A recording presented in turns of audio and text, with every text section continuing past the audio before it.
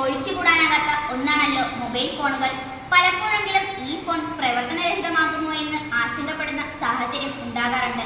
പാരമ്പര്യേതര ഊർജ്ജമായ സൗരോർജ്ജം പ്രയോജനപ്പെടുത്തിക്കൊണ്ട് ഈ ആശങ്കയ്ക്ക് ഒരു പരിഹാരമാർഗമാണ് ഞങ്ങൾ ഇന്നിവിടെ പരിചയപ്പെടുത്തുന്നത് ഫോട്ടോ വോൾട്ടായിക് ചാർജർ. ഇതിനാവശ്യമായ സാധനങ്ങൾ എന്തെല്ലാമെന്ന് പരിചയപ്പെടാം. സോളാർ പാനലുകൾ, ചാർജ് കൺട്രോളർ, ബാറ്ററി, വയറുകൾ, കണക്ടറുകൾ. സോളാർ പാനൽ സോളാർ സെല്ലുകളുടെ സമാന്തരമായ ക്രമീകരണമാണ് സോളാർ പാനലുകൾ.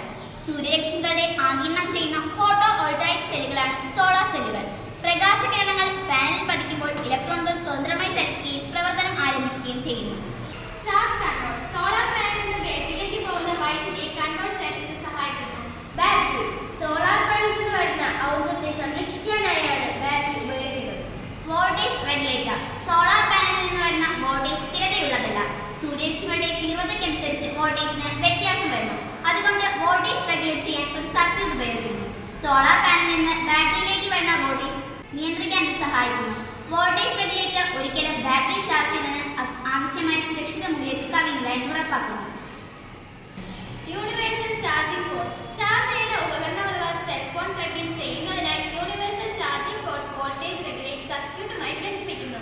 സെൽഫോൺ ചാർജിൽ നിന്നും മൊബൈൽ ഫോണിലേക്ക് ചാർജ് കൈമാറാൻ USB കേബിൾ ഉപയോഗിക്കുന്നു.